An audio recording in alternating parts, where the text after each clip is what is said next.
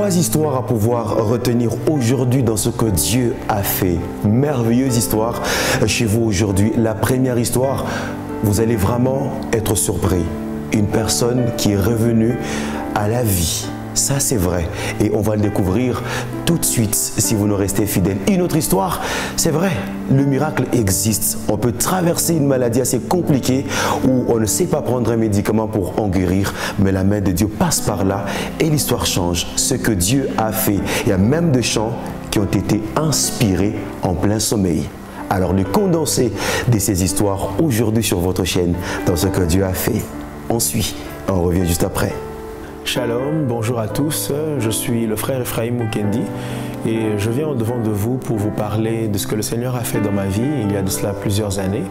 Déjà, j'ai donné ma vie au Seigneur Jésus, j'étais encore enfant, j'étais à l'école primaire, le Seigneur m'a rencontré et depuis ce jour, depuis cette période, je marche en tant qu'enfant de Dieu. J'ai grandi dans la parole du Seigneur, le Seigneur m'a instruit, il m'a équipé, il m'a formé et cette marche continue encore avec lui. Je crois que nous allons l'achever bientôt à son retour, très bientôt. Alors, mon témoignage porte sur ce que le Seigneur a fait pendant que j'étais enfant et je pense que s'il ne l'avait pas fait, je ne serais pas devant vous aujourd'hui. Il s'est trouvé une période de ma vie, je crois que j'étais en 2e primaire, où je suis tombé malade, malade assez gravement. Tout le monde à la maison pouvait constater que la force était en train de me quitter, que la vie était en train de s'amoindrir dans mon corps. Je n'étais plus en forme et je perdais comme ça au jour le jour ma forme jusqu'à un jour, c'était vraiment un jour de la semaine. Je crois que je n'étais plus allé à l'école. Parce que justement j'étais vraiment malade, je n'arrivais pas à étudier, je devais aller à l'école le lendemain mais je n'arrivais pas à étudier, mon corps se vidait de sa force. Alors un de mes frères a décidé finalement de me prendre et de me faire monter à l'étage. Nous avions une maison avec un étage et les chambres étaient à l'étage. Nous sommes montés, il m'a transporté, il m'a porté et il m'a mis sur le lit. Et sur le lit, je suis resté alité, vraiment faible, perdant ma force davantage. C'est comme si j'étais vraiment en train de perdre toute la force que j'avais. Je me suis rappelé que quelque temps après, mes frères qui commençaient à revenir le soir, gloire au Seigneur, ils étaient chrétiens. Ils étaient déjà chrétiens à cette époque-là, sont venus et ont trouvé que j'étais alité. Mon père était au travail, il n'était pas encore rentré, donc il n'y avait à proprement parler que mes jeunes frères et mes frères aînés. Ils étaient au nombre de 5. Alors les 4 premiers qui étaient sur place ont commencé à prier pour moi dans la chambre à l'étage. Mon frère aîné qui était à l'église nous a rejoints quelques temps plus tard et a trouvé la prière en train de se faire. Ils étaient en train de prier pour mon rétablissement, c'était vraiment dans la chambre, on était en train de prier. La prière était très intense, remplie de foi et moi j'étais alité, je ne pouvais pas parler, je ne pouvais pas participer à la prière avec une prière active, mais j'étais disposé à l'œuvre du Seigneur à ce moment-là. Ils ont prié jusqu'à ce qu'ils ont fini de prier et ils m'ont déplacé de cette chambre-là vers une autre des chambres à coucher, la chambre d'un autre de mes frères. Et dans les minutes qui ont suivi la prière, juste le déplacement, je récupérais mes forces. J'ai omis de dire que les examens médicaux avaient révélé que j'avais un abcès au foie. En fait, il s'agissait donc d'un abcès au foie. On avait fait des examens médicaux qui ont révélé que c'était un abcès au foie.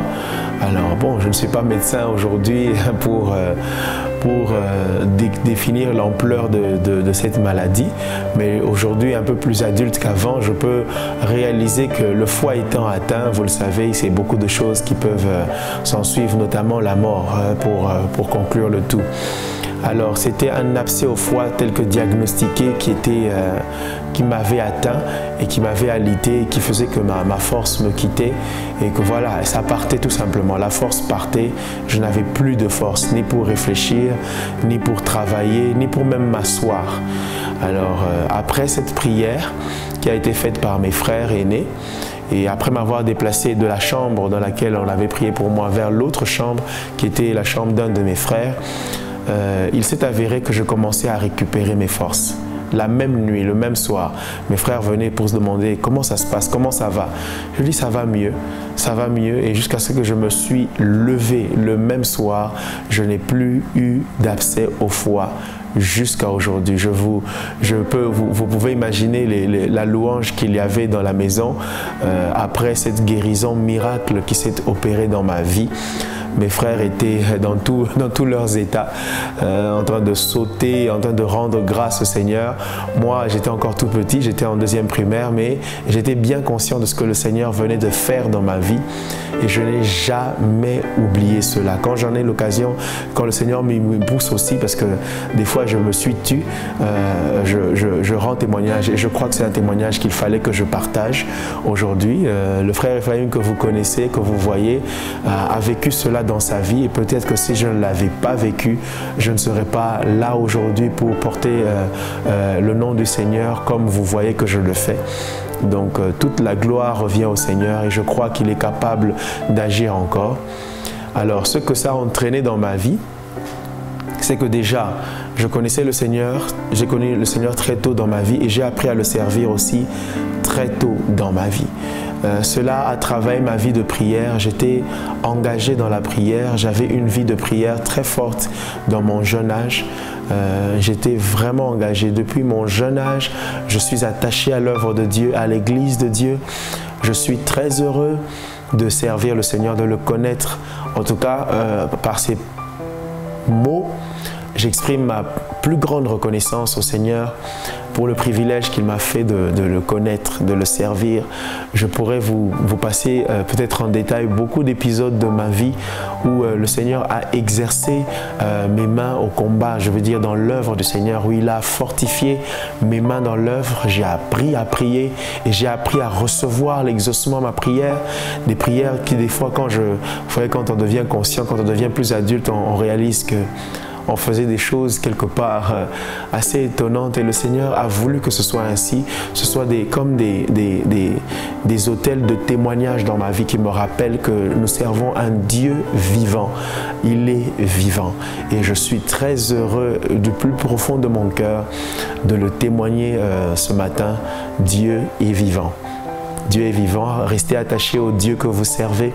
Peut-être vous êtes très jeune, restez attaché au Dieu de votre jeunesse qui vous a sauvé et qui vous garde des vicissitudes et des passions de la jeunesse. Et ce Dieu-là est bon. Voilà mon témoignage, un petit témoignage que je voulais partager avec vous.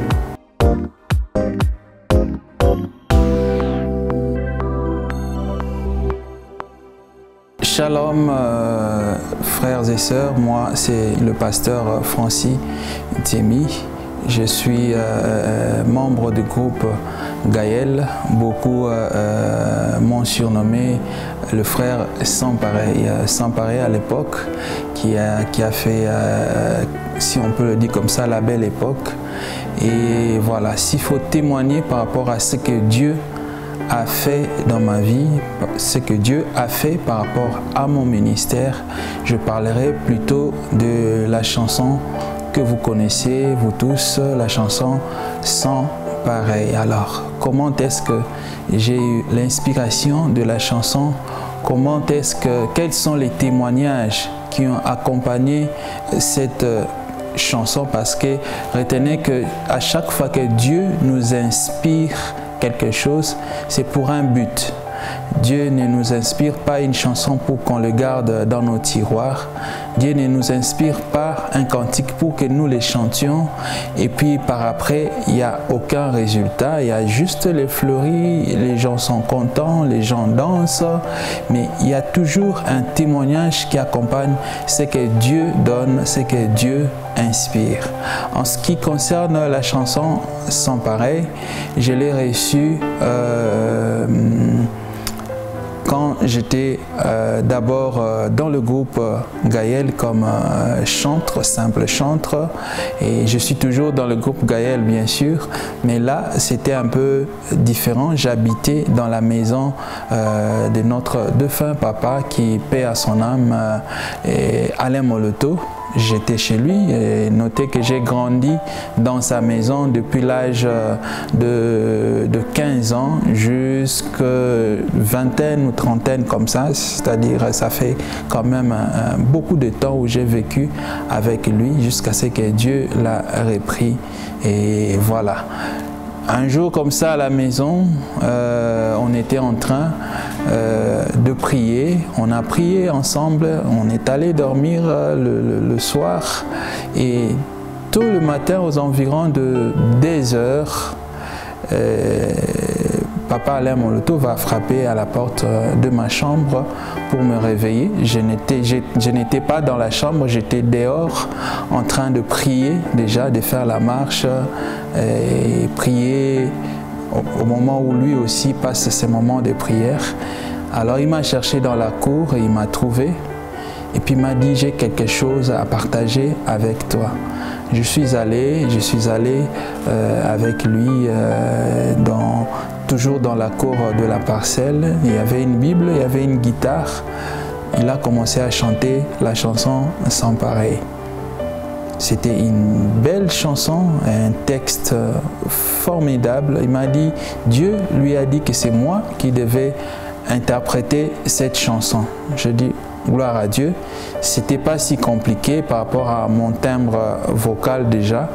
Et j'ai pris la chanson, au lieu d'aller directement dormir, j'ai commencé à continuer à faire la marche, la prière avec la chanson. Je marchais, je priais, je chantais et au moment où je suis maintenant, j'étais un peu fatigué, je me suis dit bon, je veux me reposer, j'entre dans ma chambre. C'est là où que je veux voir que j'étais dans un lieu qui était assez... il y avait beaucoup de brillance, c'était comme si j'étais dans un plage, je ne sais pas comment décrire ça, c'était tellement merveilleux, splendide, formidable. Et il y avait 2 anges à côté de moi qui me disaient avance, avance. Et puis j'étais curieux de savoir où est-ce que vous m'emmenez. Ils me disaient avançons, allons-y. Pendant qu'on allait, j'ai regardé et j'ai vu là, devant moi, au loin, il y avait encore beaucoup d'anges qui étaient en train d'adorer, de prier. Mais il y avait quelqu'un devant tous ces anges-là qui avait aussi sa guitare. Il jouait la guitare et puis il chantait la chanson Sans pareil. La façon dont cet ange chantait cette chanson-là, c'était un peu différent de ce que j'avais eu chez Papa Alain Moloto. C'était tellement formidable. J'ai posé la question aux 2 anges qui étaient à côté de moi. Mais comment cette chanson se chante déjà avec vous ici, pendant que c'est à peine qu'on vient de me le montrer? Un de ces anges m'a simplement répondu qu'avant que cette chanson ne puisse se chanter là sur la terre avec le serviteur Alain Moloto, ça s'est chanté d'abord ici au ciel. Et là je me suis dit oh là là, je suis au ciel. Je n'en revenais pas. Et puis je voulais encore poser une autre question. Ils m'ont dit tais-toi, écoute. Je suis resté calme, j'écoutais comment est-ce qu'on jouait la chanson, comment est-ce qu'il y avait un cœur qui répondait Jésus la merveille que j'adore, lui qui n'est sommeil ni n'est dort, il ensoleille et ainsi de suite. Et puis ils m'ont dit une chose, nous avons une mission à accomplir, nous avons quelque chose à faire sur la terre au travers de cette mélodie, au travers de cette chanson. Rentre maintenant, tu vas chanter cette chanson telle que tu as vue ici au ciel. Et par là, ça m'a rappelé un livre qu'a fait sortir le pasteur Henri Papa qui était intitulé « Chanter pour Dieu » ou « Adorer le Seigneur comme au ciel ». Donc Dieu nous invite à l'adorer, comme la Bible nous le dit, il cherche les vrais adorateurs qui adorent en esprit et en vérité. Alors la meilleure façon de chanter pour Dieu, ce n'est pas comme nous le voulons nous. La meilleure façon d'interpréter les choses de Dieu, ce n'est pas comme on le veut, mais la meilleure façon d'interpréter, que ce soit une chanson, que ce soit une parole de connaissance, que ce soit tout ce qu'on peut avoir, la prédication, nous qui sommes dans le ministère de la parole aussi, c'est comme Dieu le veut, c'est comme au ciel. Ces jours-là, j'ai eu la meilleure interprétation de cette chanson sans pareil. Et lorsque je me suis réveillé, je pris la guitare qui était juste à côté de moi. J'ai commencé à gratter dans la chambre avec cette mélodie, avec ce que je venais de voir. Et papa, Alain Moloto, dormait, mais quand il a entendu la mélodie, il s'est vite réveillé. Puis il est venu dans ma chambre pour me demander, mais qu'est-ce que tu as fait de la chanson? Là, sur place, je ne pouvais rien lui dire. J'ai dit seulement, je priais avec et Dieu m'a fait grâce. Je vais vous rencontrer ça plus tard. Il m'a dit, mais raconte-moi maintenant. J'ai dit plus tard. Et c'est comme ça que j'ai chanté la chanson. Et après, il y a eu beaucoup de témoignages. Je me rappelle, une fois, on est allé en face de Kinshasa, Brazzaville, un peu plus loin vers Pointe-Noire, au moment où il y avait un concert, une journée d'adoration avec Gaël. Au moment où je chantais sans pareil, il y a une fille, une adolescente qui était malade à l'hôpital. Elle ne pouvait pas se lever, elle ne pouvait pas marcher. Elle était sur la chaise roulante. Elle s'est dit, je vais être dans ces concerts-là du groupe Adorons l'Éternel. Et quand elle est venue, elle était toujours dans sa chaise roulante. Au moment où je chantais, moi, j'ai souvent l'habitude de me mettre à genoux. Quand je chante cette chanson-là, je me suis mis à genoux. Et quand je me levais à un certain moment pour faire le refrain, j'ai vu la fille là qui était juste au devant de moi s'est levée aussi. Et il y avait des cris dans la foule, des gens qui criaient, des gens qui sont venus. Et je ne comprenais pas ce qui s'est passé réellement. Mais quand on est rentré à Kinshasa, sa maman a appelé pour témoigner que Dieu a visité sa fille à travers cette chanson sans pareil. Voilà, c'est pas moi qui ai fait ces choses-là, mais c'est Dieu qui fait des choses, c'est Dieu qui fait des miracles, c'est Dieu qui restaure au travers toutes les œuvres qui nous donne, toutes les œuvres qui nous inspirent. Voilà comment est-ce que Dieu nous utilise par la grâce de Dieu avec des cantiques, avec des chants, comment il nous inspire, comment il nous apprend même la façon dont nous devons chanter. C'est comme ça que la grâce de Dieu nous accompagne. Et beaucoup de témoignages à Kinshasa, beaucoup de témoignages aux États-Unis. Ils ont même eu à interpréter la chanson en anglais et j'étais curieux de savoir des Chinois, des Japonais qui chantaient déjà la chanson pendant que moi je n'avais même pas cette vision assez large, mais Dieu a fait cela pour sa gloire. Voilà un tout petit peu avec la chanson. Il y a beaucoup de témoignages, mais nous aurons le temps de le partager déjà avec le cantique, la chanson sans pareil, c'est que Dieu a fait. Que Dieu vous bénisse. Tout ce que je peux vous dire, puisons dans la source, amenons nos œuvres dans la présence de Dieu, chantons dans la présence de Dieu, et je crois que nous allons beaucoup bénir le peuple de Dieu et cela va nous bénir nous-mêmes aussi. Que Dieu vous bénisse.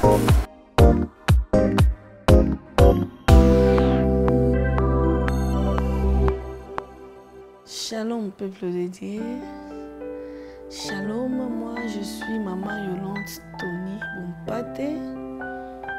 Je suis venue aujourd'hui édifier quelqu'un à travers de mon témoignage pour ce que Dieu a fait pour moi. Il y a déjà un an, j'étais enceinte. Puis j'avais une grossesse de 23 semaines. Si je peux convertir, ça peut tomber entre 5 mois et demi. Et puis j'avais fait, il y a un bon jour, il y a un vendredi, que j'avais fait une crise. J'avais fait une crise de l'éclampsie. Je ne sais pas si beaucoup de gens les connaissent. une crise de tension, j'avais fait l'éclampsie. C'était pas facile. Ce n'était pas facile. Quand j'ai convulsé à la maison, je commençais à couper la langue et puis ils m'ont ramené. À ce moment-là, j'étais inconsciente, je ne savais rien. Ils m'ont emmené dans un hôpital ici de la province, dans une grande hôpital. Ils m'ont emmené, alors mon cas était vraiment... Mon cas n'était pas bon. Quand ils m'ont ramené là-bas, ils ont essayé de me réanimer, de tout. Alors, avec la grossesse que j'avais, il n'y avait pas moyen de soigner l'éclampsie avec une grossesse. Donc, le meilleur remède était d'abord de me faire la césarienne, et consciente que j'étais, d'enlever l'enfant de 5 mois et demi, pour essayer de me sauver la vie. Et puis les médecins, ils ont fait ce qu'ils pouvaient. Ils ont enlevé l'enfant, ils ont fait la césarienne, ils ont enlevé la fœtus, comme on appelait que la fœtus, c'était un fœtus. La grossesse était trop petite. Et puis, ils ont essayé maintenant de me réanimer. Ils ont essayé de me réanimer, ils ont essayé de me soigner, Mon cas était plus empuré. Mon cas n'était pas toujours bon.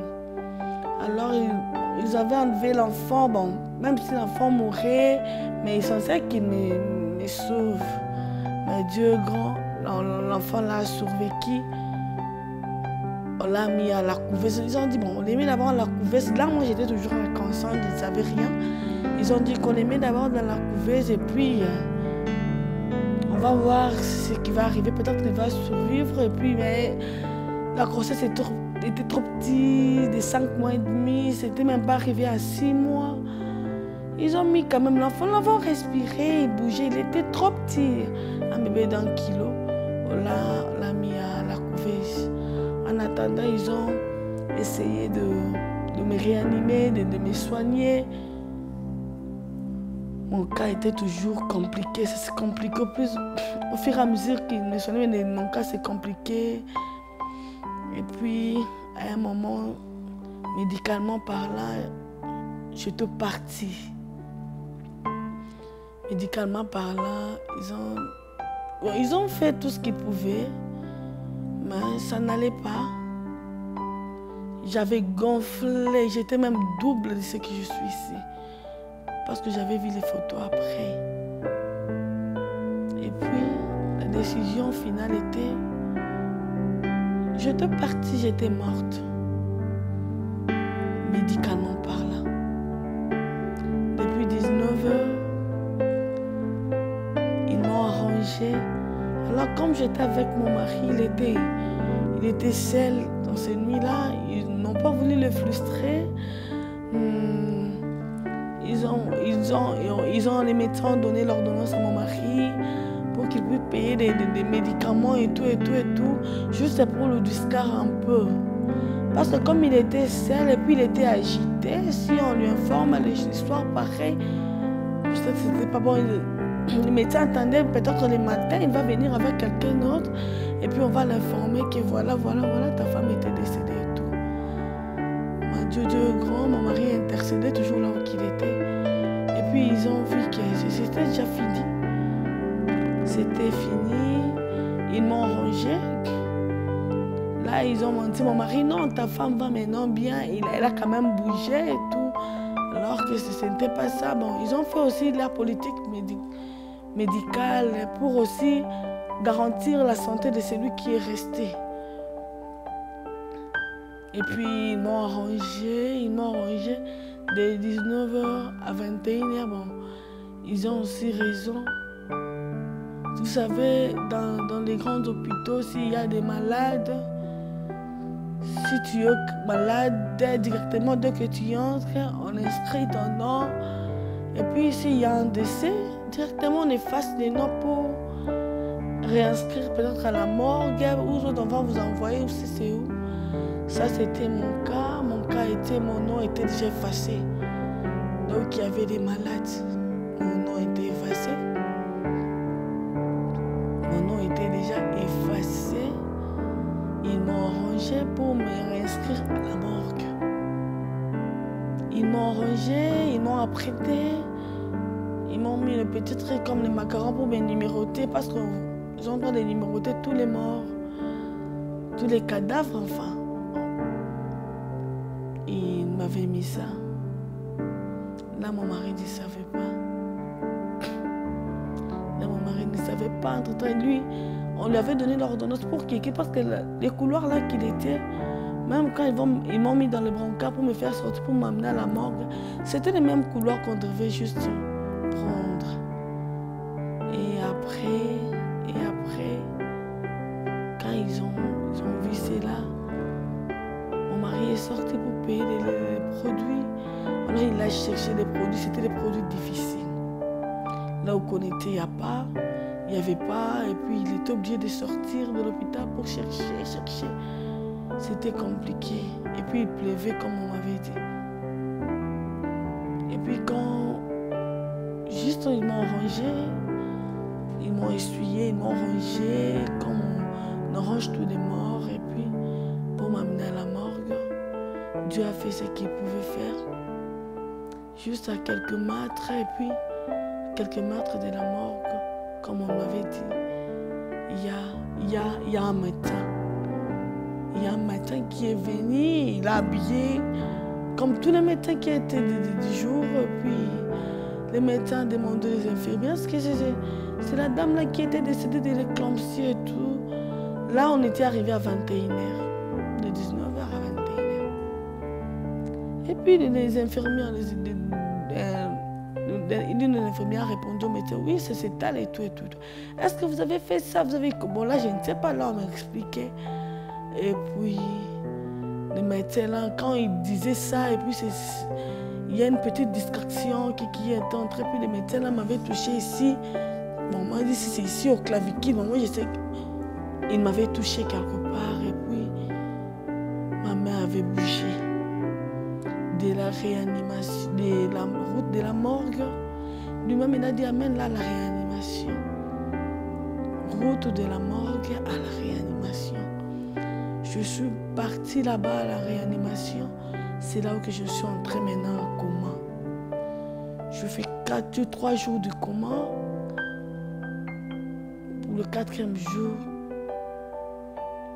je suis maintenant réveillée.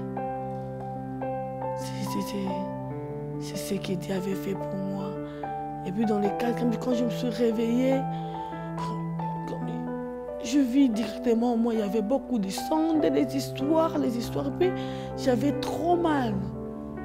Quand je me suis réveillée, il y avait quelques infirmiers, et puis je vis, et puis quand ils parlaient, moi je les attendais comme s'ils parlaient très loin. Et puis j'avais des sondes, et puis j'avais vraiment une forte douleur au bas-ventre, parce que je ne savais pas comment faire la césarienne. Directement, j'ai demandé au monsieur qui était là-bas. J'ai trop mal ici, comme si j'ai l'appelé, il y a quoi? Ils m'ont dit qu'on t'a fait la césarienne. Moi, je lui ai posé la question, ma grossesse était trop petit. Pourquoi vous avez voulu sacrifier seulement? Oh non, c'est juste pour te sauver. Mais ton bébé miracle est là.